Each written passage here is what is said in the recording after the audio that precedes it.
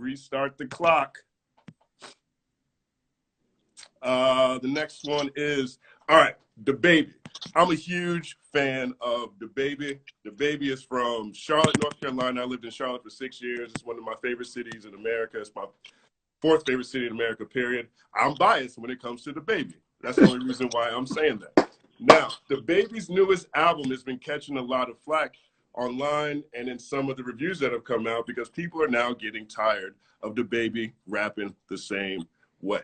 Now, I actually think it's a good thing that Dababy raps the way that he raps. One, and it has been a long time, in my opinion, that we've gotten someone from the South, a new artist from the South, who's a lyricist first. And if you look at any of his previous mixtapes before Baby on Baby drop, before Kirk drop, before Blame It on Baby drop, he was from the South rapping about being the best rapper. He was over here competitively going at different cats. He's wildly funny, wildly entertaining in a way that reminds me of Lil Wayne or T.I. in a sense like that. Like, he could do trap music the way he wants to, but he cares about lyrics first. So in that sense, I don't care that Dababy is rapping the same way on different songs for multiple reasons. One, no one else raps like Dababy. He's not showing up now, jumping on an old Future flow, trying to tell us they're new young people. I ain't experienced nothing yet. Story tales. He has his whole lane set up, and he's the only one out here doing it. To me, that's powerful. If people now start jumping on your style, that's like 2 notches better. I have no problem with Dababy rapping like Dababy. I mean, I want some diversity.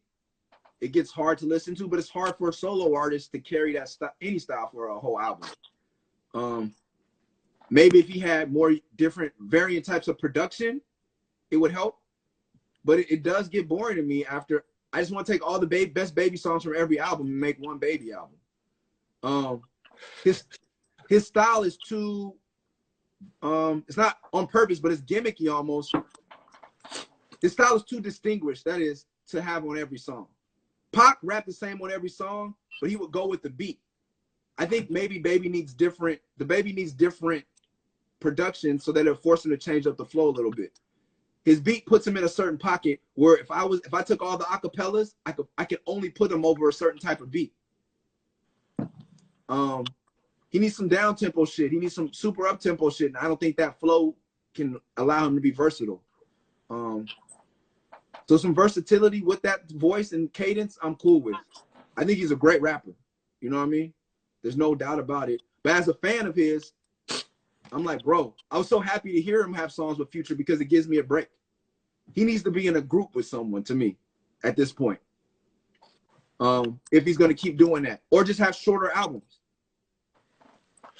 You know, I think I'm a Dababy fan, so I've listened to like a lot of his music. I've listened to a lot of mixtape. He has more range than it seems. He made an interesting point this week in an interview with Hot 97 on The Breakfast Club. He said, at the end of the day, I understand what's going on. You got to milk the game. You got to take advantage of it. If I switch it too quick, you ain't going to like it. You're going to be like, damn, baby, I wanted you to turn me up. When you got something going, you would be a fool to step on your toes and go left with it. You know who else said that? Scarface. Yeah, I think it depends on, too, is if you're an artist or you're a business person. You know what I mean? I'm an artist. I'm not trying to do what's best for business, but he's right. That's a great business decision. Is it the best artist decision? Only he could tell, but it sounds like if he was like, this is how my flow comes out, I can't do it any other way, I'm pure, and then I'd be like, okay, but it sounds like a business decision, which I respect also.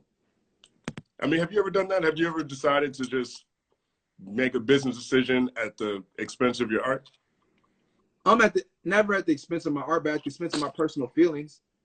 Like, you know what I mean? I'll say, look, I'll do another album with this person because people seem to want it, and it'll be a good thing, but it's not artistically what I want to do right now. But it didn't make me go against any of my my morals, or you know what I mean? It didn't compromise my integrity, but as an artist, I wasn't feeling like doing that record right now. But hey, it was a good, you know, it was a good check, and that's the homie, you know. Fuck it.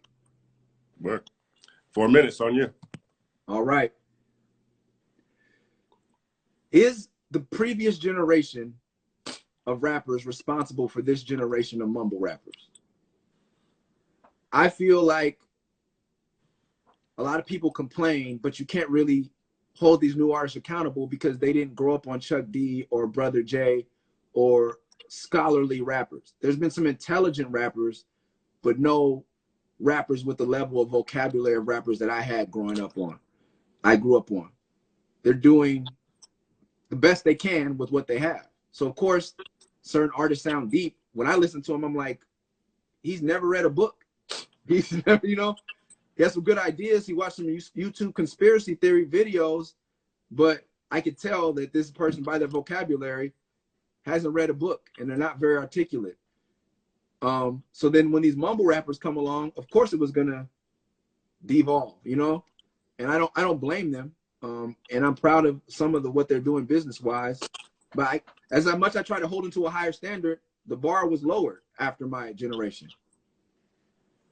So what's the difference, though? I mean, I feel like there's a lot of artists from your generation that are, like, what's the line that, I guess the distinction line you're considering here?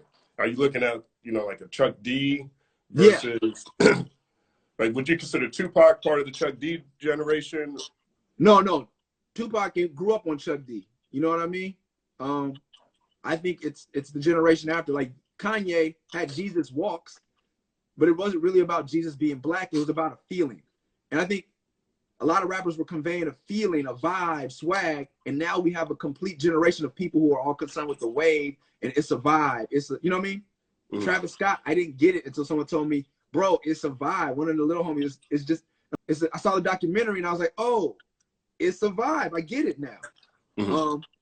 And I get where they're coming from. They're seeing, my generation also didn't come up on watching our idols rock stadiums. You know what I mean? Rap was illegal. People were getting shot. They shut it down. Live Nation and Ticketmaster didn't want shit to do with rap. Mm. But someone like Travis Scott grew up watching Jay-Z and these people rock arenas. So the music, it's not all about what you say when you're rocking an arena. You know what I mean? You know, I remember this piece that was a breakthrough piece on HipHopDX. It was called Hip Hop Hates Mumble Rap. And you were in that piece. Yes. You're in that piece, and you gave this great example of how mumble rap had an energy of African tribal warfare. You talked about its origins or similarities to a lot of things that came straight out the motherland. You know, I look at mumble rap as just a style, more so a lack of substance. I don't think that these artists are outside in their interviews necessarily taking a stand, taking a position in the same way as, you know, 80s artist Chuck D, for example. But I don't think that they're without a lack of substance. I think about mumble rap as an inevitable evolution more than anything else, more than a lack of, you know, knowledge or something like that. Meaning, if you listen to things that Future said, Future would always talk about being in the dungeon with the Dungeon Family. You couldn't jump on a track if you sounded like anybody else. There was like 9 incredible MCs, 12 incredible MCs across organized noise. Organized confusion, organized noise, and right, and you can't rap like Andre, Big Boy, CeeLo, Cujo, any of those cats, any of them. The only thing left to do was to start mumbling, and that was kind of how his thing happened.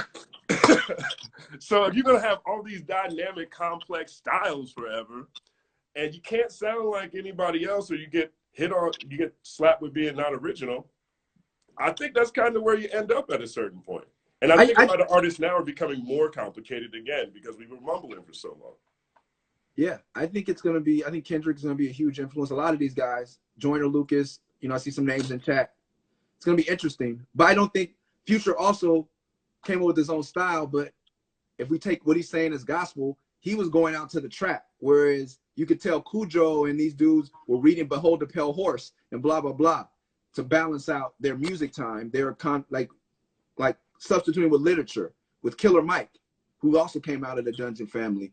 I just think that these rappers need more. I always tell kids, like, you can't rap if you can't read. I don't care if you talk about streets, you know what I mean? I could tell Scarface had to read a couple books, you know what I mean? Right. So it's, yeah, I don't know. We meet our 4 minutes. I'm trying not to go over. Yeah, we're good. We're at 4 minutes now. Starting the clock again. Next topic.